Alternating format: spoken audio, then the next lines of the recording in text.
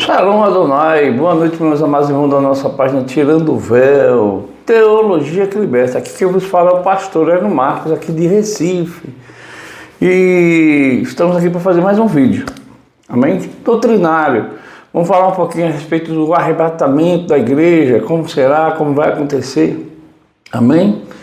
E eu vou ser um pouco mais sucinto, né? Para não tomar muito tempo dos irmãos. Apesar que um vídeo desse era para passar no mínimo 1 hora e meia. Mas a gente agora estamos fazendo nosso vídeo no máximo 10 minutos, né? Ok?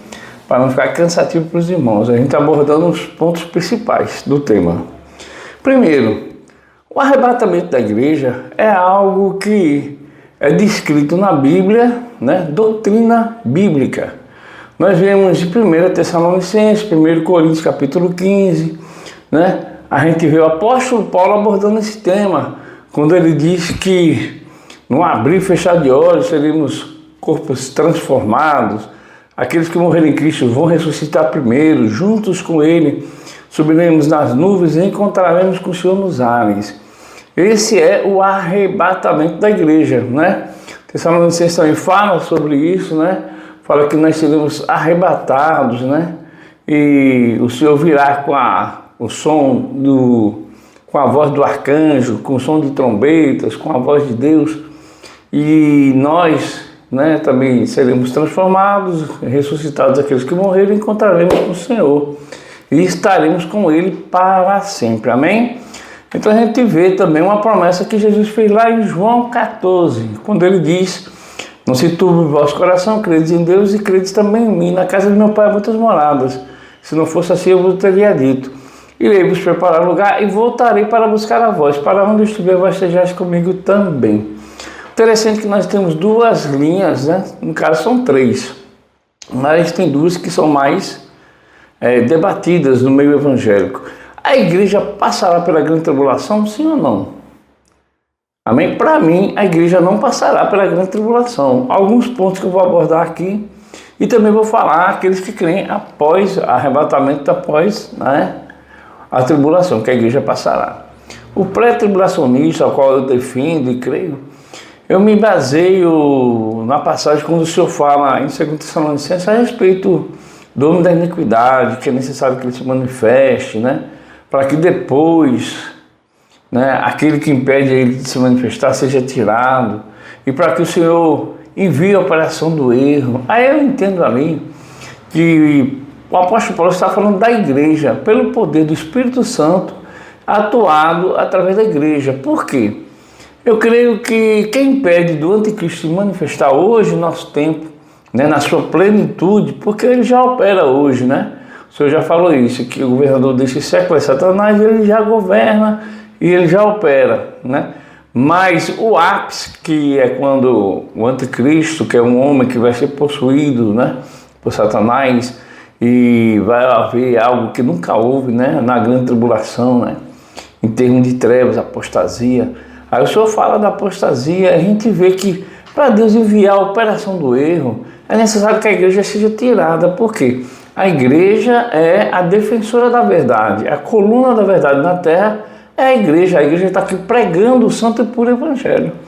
E eu entendo que se a igreja estivesse aqui na terra, mesmo sendo perseguida pelo anticristo, né, que muitos pós creem que, e eles têm um argumento de dizer que a igreja primitiva foi perseguida, foi martirizada, e porque a gente não poderia passar, poderíamos passar sem problema nenhum, ser perseguido pelo anticristo. Mas eu não creio. Por quê? Porque na grande tribulação, principalmente no segundo período dela, né, nos 1260 dias depois, a ira de Deus vai ser derramada sobre o ímpio. E a Bíblia é bem clara quando ela diz: aquele dia de tormento, o dia do Senhor, é um dia de castigo, tanto para Israel, que não reconheceu a vinda do Senhor, recusou e crucificou Cristo, e que precisam ser purificados, como está no livro de Zacarias, para poder entrar no milênio e ter o seu reino restaurado quando Cristo vier, que ele vai descer lá nas outras oliveiras e restaurar Israel, o seu reino.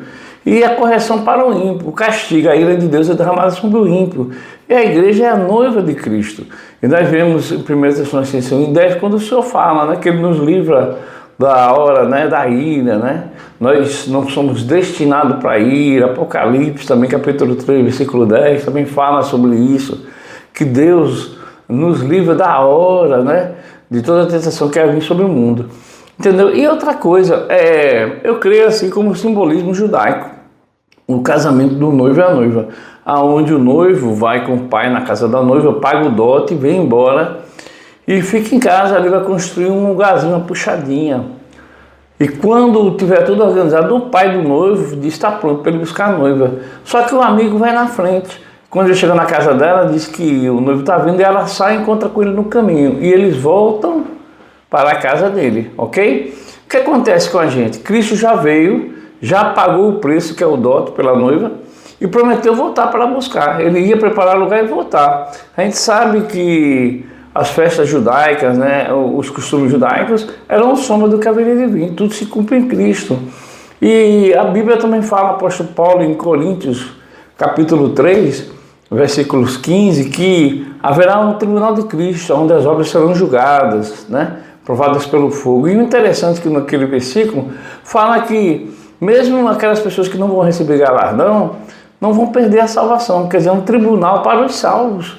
Diferente do grande trono branco, onde o Senhor vai separar, né, ali os bodes das ovelhas, e ali vão ser julgadas aquelas pessoas, ok? E nós temos que receber o galardão. E Apocalipse capítulo 19, versículo 5, fala que a noiva está pronta para o casamento. E o Senhor diz que hoje diz assim: bem-aventurado aqueles que são chamados à boda do Cordeiro. Se lembra que na última ceia, Jesus Cristo, quando estava ceando com os apóstolos, ele disse: olha, vocês só vão tomar agora do fruto da vida naquele dia na casa do meu Pai. Amém? Então nós cremos isso, que estaremos nesse período de 7 anos, amém? Quando Cristo se revelar, a igreja não estará aqui. Até porque nós temos um exemplo. Quando a igreja for tirada, vai aparecer 2 testemunhas, 2 profetas pregando durante 1260 dias. O Senhor vai selar 144 mil, 12 mil de cada tribo de Israel. E essas pessoas irão pregar o Santo Evangelho. Vai ser enviado 3 anjos. Um vai pregar o Evangelho nos 4 cantos da terra, o Santo e Puro Evangelho, o eterno Evangelho do Senhor. Então, por isso nós cremos que não tem como a igreja passar pela grande tribulação, porque não é a doutrina de homem, mas a Bíblia, né? Nós podemos ler e interpretar dessa forma, né, segundo a hermenêutica exegese dos textos, e a gente vê que é o que se encaixa mais com a doutrina do arrebatamento. Amém? E eu agradeço essa rica oportunidade. E talvez você pergunte: mas quem são os santos da grande tribulação? Quem são aqueles que vão ser vencidos pelo anticristo? Quem são aqueles que vão perecer? Quem é os mártires da grande tribulação? Aqueles que estão debaixo do altar do Senhor, clamando por vingança, até quando o Senhor não vai se julgar, né? Que vão ressuscitar em Apocalipse capítulo 20, versículo 4. Eles, a Bíblia já fala. Quando João perguntou ao anjo: quem são esses? Ele disse: são os mártires da grande tribulação, aqueles que pereceram por amor a Cristo, pelo sangue de Jesus eles venceram. Não tem outra forma de vencer, a não ser pelo sangue de Jesus. Até o povo de Israel vai ser restaurado quando virem Jesus, vão aceitar Jesus como Salvador. Amém? Não existe salvação para o ser humano fora de Jesus. Amém? Shalom Adonai, que Jesus abençoe. E outra coisa, às vezes ele fala: mas existe 2 salvações, existe 2 igrejas. Não.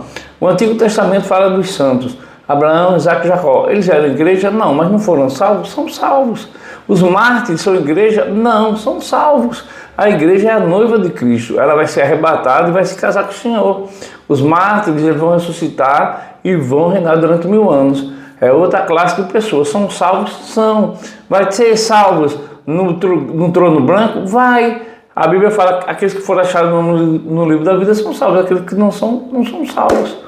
Amém? Então, quer dizer, existem várias ressurreições. Primeiro, Cristo que é a primícia e os dele na sua vinda. Amém? Ele vai buscar a igreja, e depois tem os mártires, e depois vai ter o grande trono branco, quando vão ressuscitar, uns para a glória de Deus e outros para a condenação eterna. Assim como falou Daniel no capítulo 12, versículo 1. Fala de 2 ressurreições, do ímpio e do justo. Amém? Shalom Adonai, que Jesus abençoe, uma boa noite. Compartilhe o vídeo, não esqueça. Amém? Deixa aquele joinha para que a gente possa alcançar mais pessoas e esse vídeo chegar a outras pessoas. Que Jesus continue te abençoando. Shalom Adonai.